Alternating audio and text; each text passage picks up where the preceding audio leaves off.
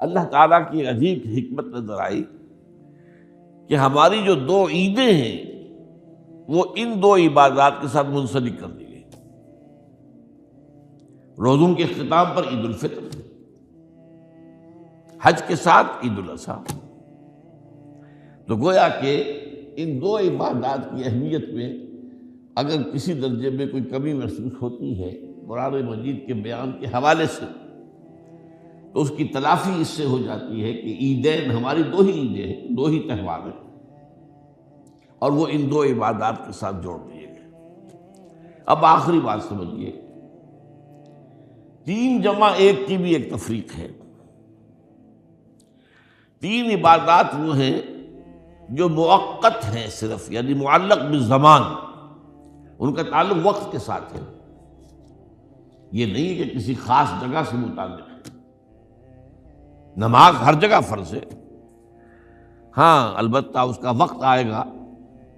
اگر سورج جو ہے نصف النہار سے ڈھلکے گا تو ظہر کا وقت ہوگا، اگر کسی وجہ سے اللہ تعالیٰ کی حکمت ہو کہ سورج وہیں کا وہیں کھڑا رہ جائے تو ظہر کا وقت آئے گا ہی نہیں، ظہر فرض ہوگی ہی نہیں۔ مغرب اسی وقت فرض ہوگی جبکہ سورج غروب ہو جائے،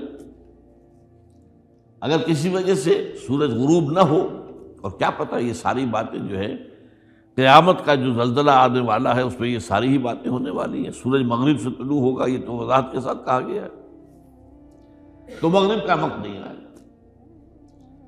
اسی طریقے سے رمضان کا مہینہ آئے گا تو روزے فرض ہوں گے۔ اس حوالے سے یہ زمانے کا تعلق تو ہے لیکن کسی مکان سے کوئی تعلق نہیں۔ حج وہ ہے جس کے تقریباً تمام مناسک جو ہیں وہ ایک خاص مقام پر ادا ہوتے ہیں۔ آپ سفر کر کے جائیے، مکہ مکرمہ جائیے، اللہ کے گھر کا طواف کیجیے، پھر وہاں سے جو بھی روانگی ہوتی ہے یوم الترویہ 8 ذی الحجہ کو نکلیے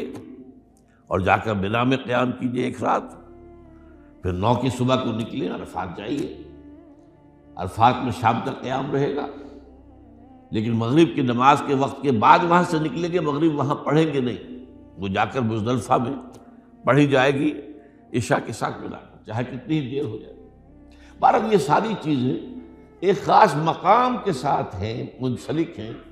ہر جگہ پر یہ ادا نہیں ہو سکتی۔ اب اس میں دیکھیے حکمت نظر آ رہی ہے،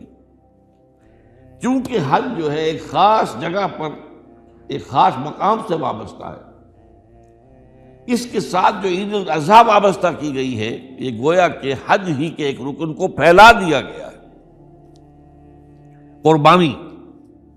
جو مناسک حج میں بڑی اہمیت کی حامل ہے، اسے عام کر دیا گیا۔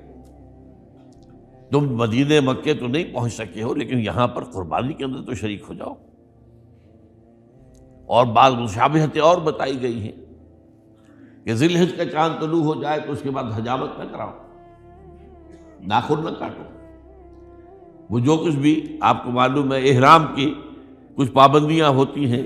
ایک مشابہت کسی درجے میں، ٹھیک ہے ہم وہاں نہیں ہیں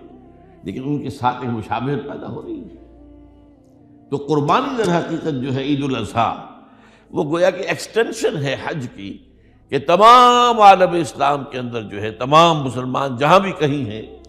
وہ حج کے اس ایک منسک کے اندر شریک ہو جائیں۔